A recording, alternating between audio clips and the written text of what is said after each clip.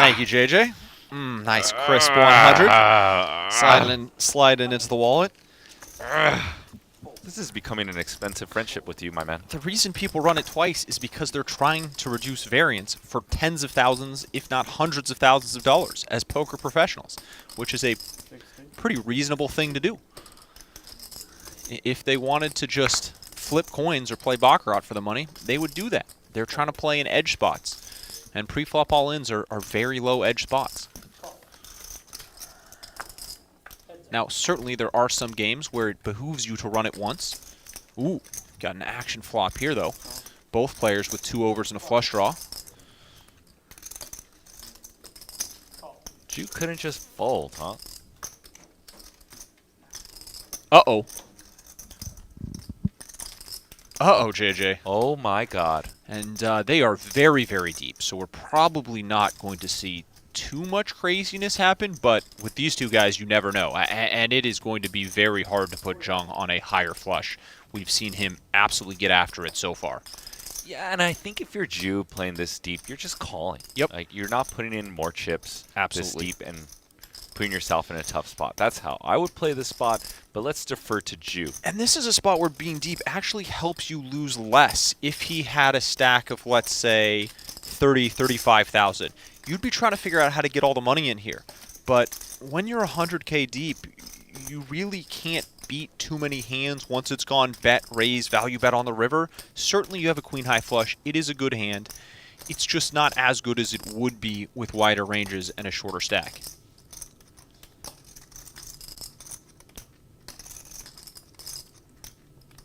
I'll be real curious to see what Jung does here. I think a small bet could potentially get raised. He might try that to induce. Standard would be to overbet, and he goes with the 3,000. This is fantastic. He is absolutely putting out this sizing just to try to induce a raise from optimistically a hand like Jew has, but potentially something even a little bit worse. Maybe some straights with a club, things like that, and it is going to work.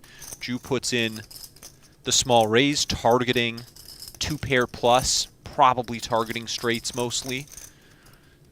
And he's going to get the bad news.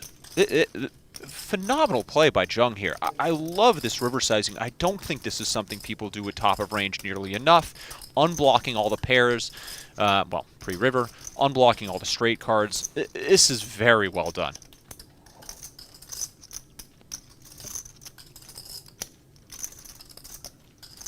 Wow, I floated out that idea of him betting small to induce, not really thinking he was the type of player who was going to do it in this spot. He has an incredible grasp of his image. Very impressed with his play at this small sample size so far. I think he knows how people see him. Something that Bill Perkins does very well in the games that he plays is use his image to his advantage. This is an extremely well-constructed hand where if he gets paid here, he's going to win really more than the max.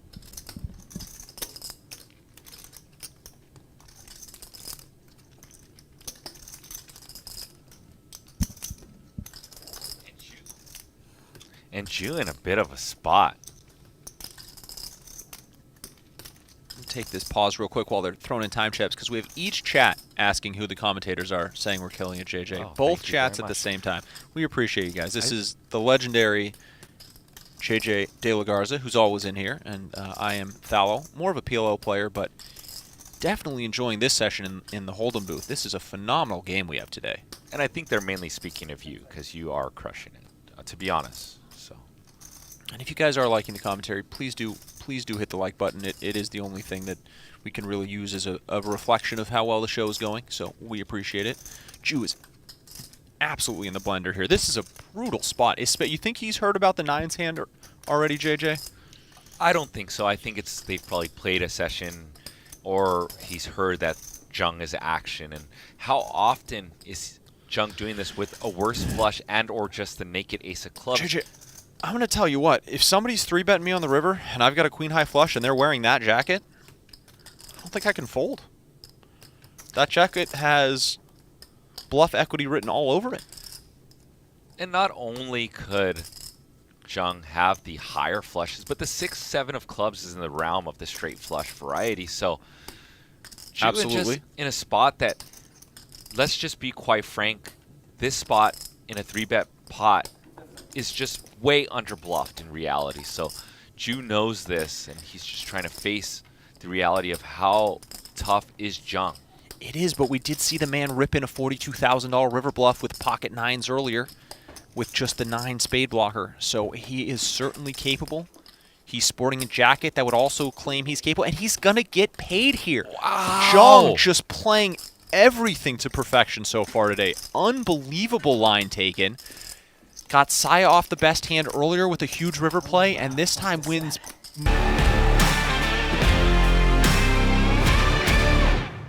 After getting whacked for a lot of big blinds. Raise a 12.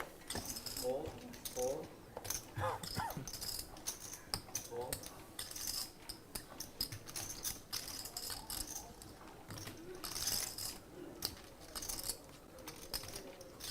And thank you guys for being so engaging in the chat today. Sebastian Law Firm, Jeff, Gene, Paul, Dirt, Mike, Bro, Brosefson, Silva Coast, one of the chat regs. What's up, Silva Coast? What's up, JD? And if you guys haven't just yet, please smash that like button. About 1,000 viewers in YouTube chat.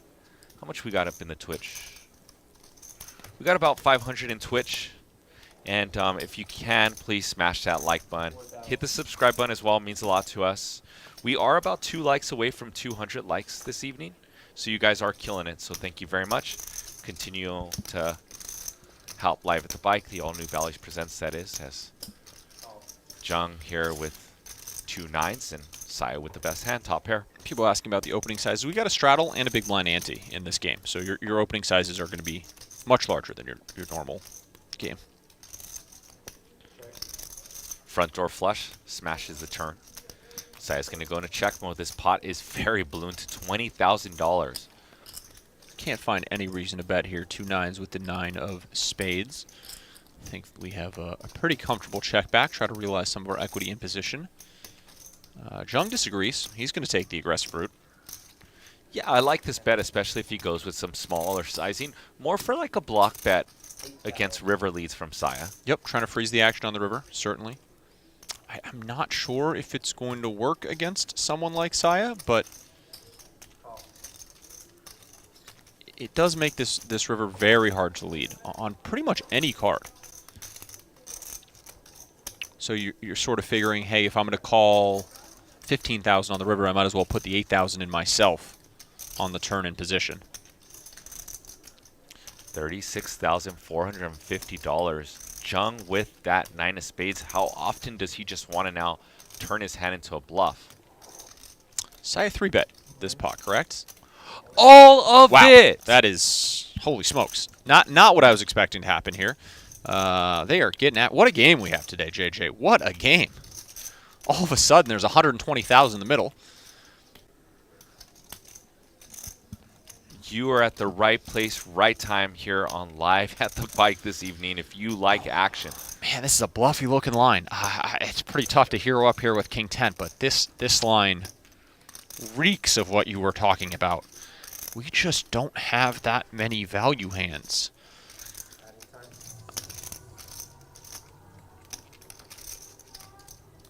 That want to be overbet jamming here. I guess SPR is about 1. In reality, it's tough to tell. I think they're factoring that full 82,000 into the pot size here. So I think the SPR was just over 1 going into this river. Very tough call with King 10. You can tell, though, the Saya is on high alert here. Something just smells off about this line. Let us know what you guys think. Predict the action with us. Will Saya call, fold, or you have no clue what's going to go on? Put your votes in. One thing I can say, Talo, is playing against someone like Jung makes me very anxious at the table. There's a very unpredictable nature here. Are you a table talker here? I noticed nobody really here other than Bill is in the spots. This is the type of spot where I would really be trying to get some information from my opponent. This is an unorthodox line. He absolutely might give something away here if you try to talk to him about his hand, how he's feeling, something like that. Just try to pick up really any read you can in this spot.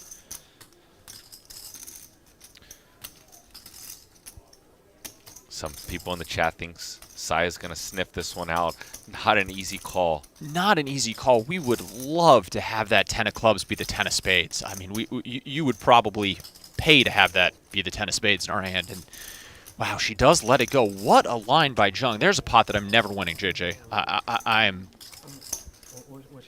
I am not trying to bluff out a king on the river after taking that line.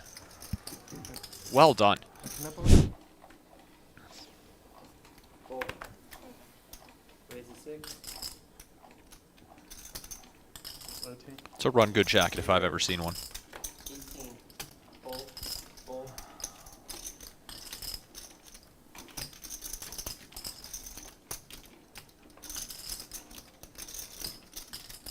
6,000.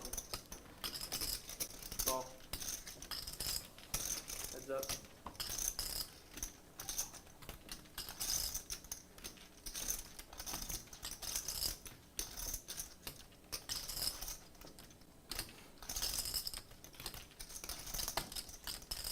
$5,000.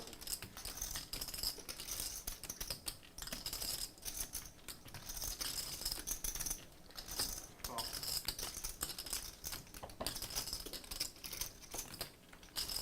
Uh-oh. If you're floating this turn, excuse me, if you're floating this flop, you are trying to spike this ace. This could get a, how deep are they here? Whoa. Jung playing maybe a little too fast, but snaps off the turn. Vivian betting half pot here, and she is going to have a hard time not getting called on the river. Oh, snap check behind. Jung's played very well all night. I know these ranges are a little bit tight in this hand. I think facing that check on the river, we could probably try to go for some thin value there. Something along the lines of quarter pot, maybe third pot. It is dangerous. We have seen Vivian.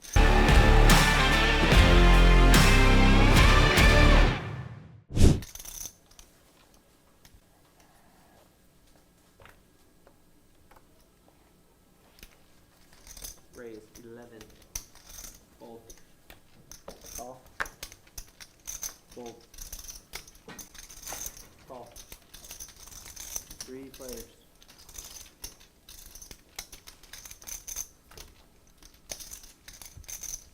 Check.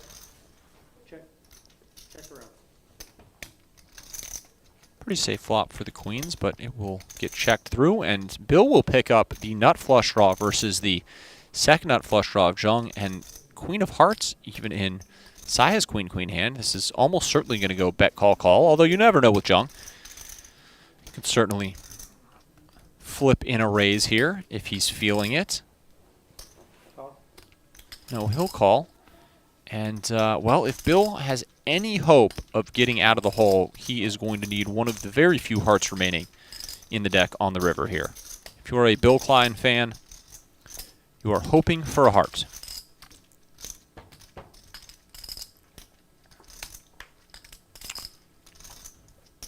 Well, not how I was expecting him to win the hand, but he will get there. Bill makes the wheel on the river. Picks up a small one. I mean,